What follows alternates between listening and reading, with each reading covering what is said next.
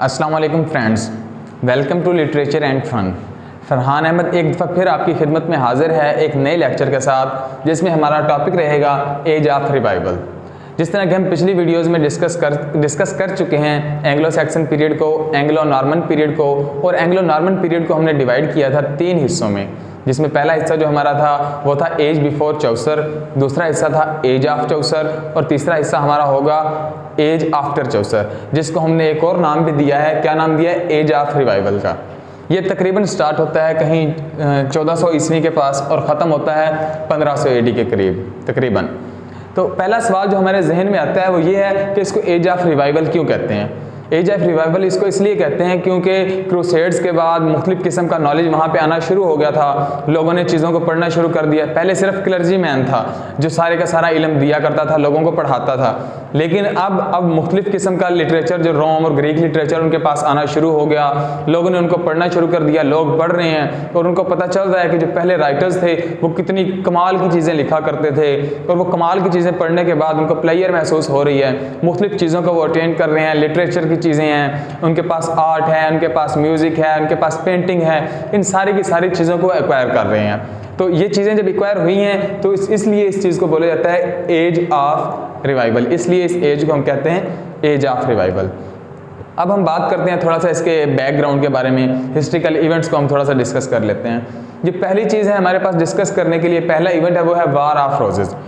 जिस तरह कि हमने पिछले एंग्लो नॉर्मन के अंदर पीरियड में हमने बताई है ये बात कि वहाँ पे जंग चल रही थी जिसको हमने नाम दिया था बैटल ऑफ हेस्टिंग का। बैटल ऑफ हेस्टिंग लड़ी गई थी इंग्लैंड और फ्रांस के दरमियान। उसके बाद कई छोटी जंगें भी होती रही हैं दोनों ममालिक के दरमियान, जिनमें से एक जंग इंग्लैंड ने भी जीती थी, बाकी ज़्यादा जंगें जो हैं वो फ्रांस ने जीती थी। और उस एरिए को, उस पीरियड को हमने नाम दिया था 100 ईयर्स वार। लेकिन क्या ये सिर्फ बैरूनी जंगें ही हो रही थी? नहीं, ऐसा नहीं है, बल्कि इंग्लैंड के अंदर कुछ अंदरूनी जंगें भी चल रही थी। वो अंदरूनी जंगें किनके दरमियान थी? वो पार्लियामेंट के दरमियान थी। 2 मेजर ग्रुप्स थे, 2 मेजर पार्टीज़ वहाँ पे मौजूद थी। एक का नाम था हाउस ऑफ यॉर्क और दूसरे का नाम था हाउस ऑफ लैनचेस्टर। अब ये दोनों मेजर पार्टीज़ वहाँ पे मौजूद थी और ये आपस में लड़ रही थी। ये किसके लिए लड़ रही थी? ये हुकूमत के लिए लड़ रही थी कि बादशाह कौन बनेगा, हुकूमत इंग्लैंड की किसको मिलेगी। अब ये दोनों आपस में इसलिए लड़ रही थी तो इस चीज़ को हमने नाम दे दिया क्या? War of roses. दूसरा जो हमारे पास मेजर इवेंट इस एज के अंदर हुआ है वो है प्रिंटिंग प्रेस। इस एज के अंदर प्रिंटिंग प्रेस आ चुका था। ये तरक्की हुई इस दौर के अंदर, एज ऑफ रिवाइवल के अंदर। इससे पहले क्या हुआ करता था? इससे पहले एक वुडन ब्लॉक मौजूद होता था, उसके ऊपर मोहर नुमा कोई चीज़ हुआ करती थी, उसके ज़रिए वो प्रेस का काम लेते थे, लेकिन वो ज़्यादा कारआमद नहीं था। इस एज के अंदर आगे प्रिंटिंग प्रेस भी आ गई।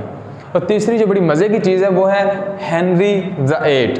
हेनरी द एट बड़ा कमाल का बादशाह था। अब कमाल का बादशाह मैं क्रिटिकली कह रहा हूँ, तारीफ़ नहीं कर रहा उसकी, क्यों? इसकी 6 बीवियाँ थी। इसकी 6 बीवियाँ थी और एक के बाद ये दूसरी शादी, दूसरे के बाद तीसरी शादी। क्यों करता था? औलाद के लिए। औलाद भी फीमेल नहीं, मेल औलाद। इसके पास कोई मेल चाइल्ड नहीं था, इसलिए एक बीवी को मारता था, दूसरी कर ली, दूसरी को मारा, तीसरी कर ली, बीवियों को मारता रहा, शादियां करता रहा। बहुत जालिम किस्म का इंसान था ये। तो ये भी इसी एज के अंदर ही मौजूद था, हेनरी द एट। इसके बाद एक चीज़ और हुई इस एज के अंदर कि मुख्तलिफ जो किंग थे, मुख्तलिफ वहाँ पर रियासतें मौजूद थी, उन सब ने क्या किया कि अपने लोगों को बाहर भेजना शुरू किया। मुख्तलिफ वॉयजेज़ पे वो जाते थे, घूमते फिरते थे, चीज़ों को एक्वायर करते थे, देखते थे कौन सी चीज़ कहाँ पे उनको मिलने वाली है। तो इन वॉयजेज़ के सिलसिले में 1492 के अंदर, 1492 के अंदर कोलंबस ने अमेरिका को डिस्कवर किया। फिर मज़ीद इसके बाद 1997 के अंदर इंडिया डिस्कवर किया वास्को ड गामा ने। तो ये थे major historical events age of revival के। अब बात कर लेते हैं कुछ मेजर राइटर्स के बारे में। मैं सिर्फ एक मेल राइटर के बारे में बात करूंगा, बाकी फीमेल राइटर्स के बारे में बात करूंगा। क्योंकि जो कुछ हेनरी साहब कर चुके हैं उसके बाद थोड़ी सी सिंपैथी तो हमें फीमेल राइटर्स के साथ होनी चाहिए। पहला जो मेल राइटर है हमारे पास वो है थॉमस मैलोरी। थॉमस मैलोरी जो था ये एक बड़ा अजीम किस्म का राइटर था। बड़ा अजीम किस्म का ये राइटर था। इसने जनाब किताब लिखी थी बड़ी कमाल की, ले मोर्टे डी आर्थर लिखी थी।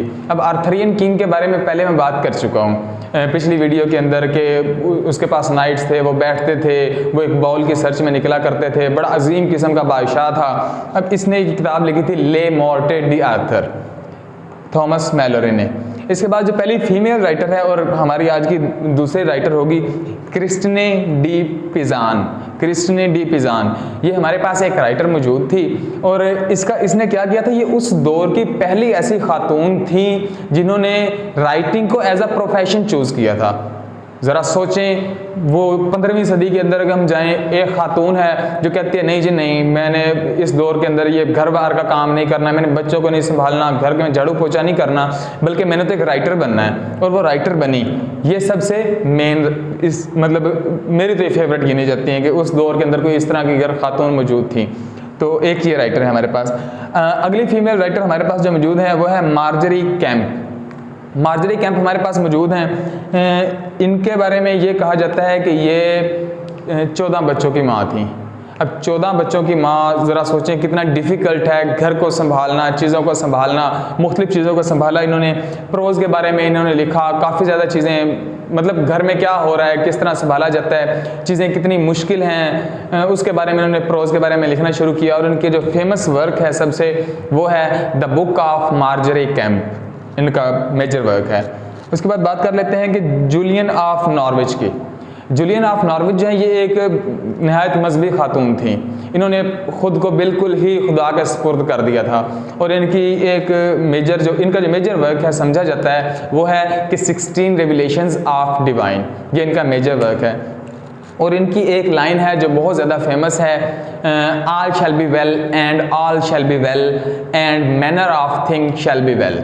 तो ये बहुत इनकी एक फेमस लाइन है जिसको 20th सेंचुरी के जिनको सबसे पढ़ा लिखा इंसान बोला जाता है, T.S. एलियट, उन्होंने भी इसको अपने वर्क्स के अंदर यूज़ किया है।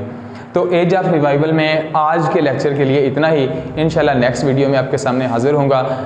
फाइनली हम बात करने वाले हैं एलिज़ाबेथन पीरियड के बारे में। अगली वीडियो तक के लिए इजाज़त दीजिए। अल्लाह हाफ़िज़।